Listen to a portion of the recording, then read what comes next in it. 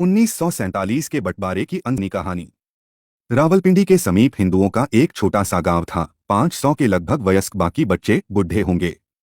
गांव के सरपंच रामलाल एक विशाल बरगद के नीचे बैठे थे। तभी मोहन भागता हुआ आया। बोला, सरपंच जी, सरपंच जी। सरपंच जी ने कहा, क्या हुआ मोहन?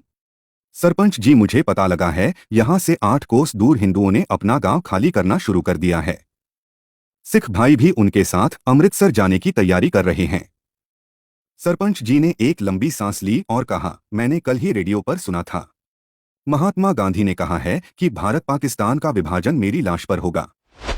क्या तुम्हें उनकी बात पर भरोसा नहीं है? मोहन बोला, सुना तो मैंने भी है कि जवाहरलाल नेहरू ने कहा है कि हिंदुओं, आश्वस्त रहो, भारत के कभी टुकड़े नहीं होंगे। तुम लोग लाहौर और रावलपिंडी में आराम से रहो। पर जिस गांव की मैं बात कर रहा हूं, उस गांव पर पिछली रात को चारों ओर के मुसलमान दंगाइयों ने इकट्ठे होकर हमला कर दिया। उनकी संपत्ति लूट ली, दुकानों में आग लगा दी।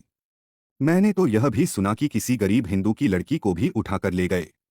भय के कारण उन्होंने आज ही पलायन करना शुरू कर दिया है। सरपंच जी बोले, देखो मोहन, हम यहाँ पर सदियों से रहते आए हैं, एक साथ ईद और दिवाली बनाते आए हैं, नवरात्र के व्रत और रोजे रखते आए हैं। हमें डरने की कोई जरूरत नहीं है, तुम आश्वस्त रहो। मोहन सरपंच जी की बात सुनकर चुप हो गया, मगर उसके मन में रह रहकर यह मलाल आता रहा कि सरपंच जी को कम से कम गांव के हिंदुओं को इकट्ठा कर सावधान अवश्य करना चाहिए था। अभी 2 दिन ही बीते थे। चारों ओर के गांवों के मुसलमान चौधरी इकट्ठे होकर सरपंच से मिलने आए और बोले, हमें मुस्लिम अमन कमेटी के लिए चंदा भेजना है, आप लोग चंदा दो। न नुकर करते हुए भी सरपंच ने गांव से 50,000 रुपया इकट्ठा करवा दिया। 2 दिन बाद फिर आ गए। बोले कि और दो। सरपंच ने कहा कि अभी तो दिया था। बोले कि कम पड़ गया और दो। तुमने सुना नहीं, 8 कोस दूर हिंदुओं के गांव का क्या हश्र हुआ है? तुम्हें अपनी सुरक्षा चाहिए या नहीं? सरपंच ने इस बार भय से 70,000 इकट्ठे करके दिए। 2 दिन बाद बलूच रेजिमेंट की लोरी आई और हिंदुओं का इकट्ठा कर सभी हथियार, यहाँ तक की लाठी तलवार सब जमा कर ले गई। बोली कि यह दंगों से बचाने के लिए किया है। कुरान पाक की कसम खाकर रक्षा का वायदा भी कर गई। 9वें दिन गांव को मुसलमान दंगाइयों ने घेर लिया। सरपंच को अचरज हुआ जब उसने देखा कि जो हथियार बलूच रेजिमेंट उनके गांव से जब्त कर ले गई थी, वही हथियार उन दंगाइयों के हाथ में हैं। दंगाइयों ने घरों में आग लगा दी, संपत्ति लूट ली, अनेकों को मौत के घाट उतार दिया गया। हिंदुओं की माताओं और बहनों की उन्हीं की आंखों के सामने बेइज्जती की गई। सैकड़ों हिंदू औरतों का जुलूस निकाला गया। हिंदू पुरुष मन ही मन में यही विनती कर रहे थे कि ऐसा देखने से पहले उन्हें मौत क्यों न आ गई। पर बेचारे क्या करते?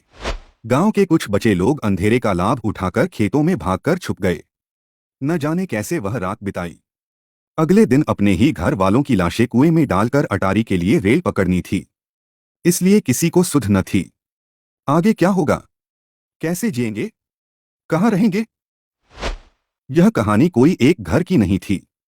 यह तो लाहौर, डेरा गाजी खां, झेलम, सियालकोट, कोहाट, मुल्तान, हर जगह एक ही कहानी थी। कहानी क्या, साक्षात नर पिशाचों का नंगा नाच था। मनुष्य मनुष्य नहीं रहा। स्त्रियां बच्चों को साथ लेकर इज्जत बचाने के लिए कुओं में कूद पड़ी। उनको बाद में उससे बचाया गया।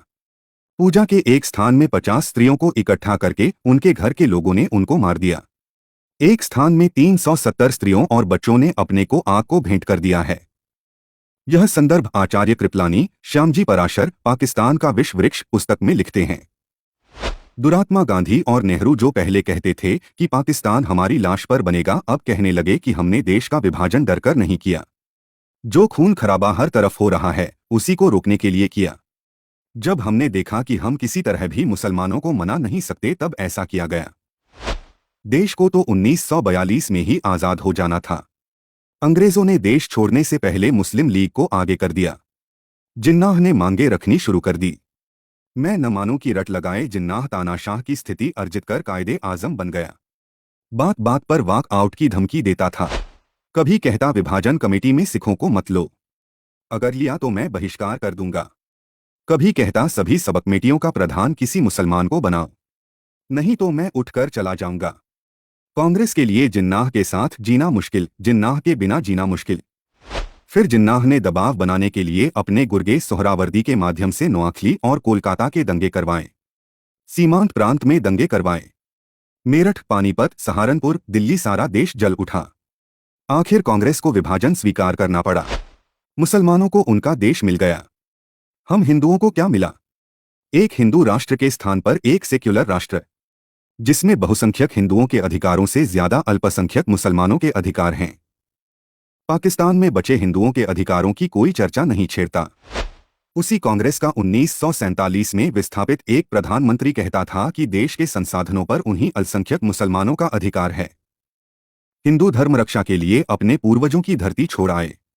अमानुषिक यातनाएं सही। चित्तौड़ के जौहर के समान ललनाओं की जिंदा चिताएं जली। राजसी ठाठ ठुकराकर दर दर के भिखारी बने, अपने बेगाने हो गए। यह सब जिन्नाह की जिद के चलते हुआ और आज मेरे देश के कुछ राजनेता यह कहते हैं कि जिन्नाह महान था, वह अंग्रेजों से लड़ा था। अरे धिक्कार है तुमको जो तुम अपना इतिहास भूल गए, उन अकथनीय अत्याचारों को भूल गए, उन बलिदानों को भूल गए, अपने ही हाथों से अपनी बेटियों के काटे गए सरों को भूल गए। जिन्नाह को महान बताते हो।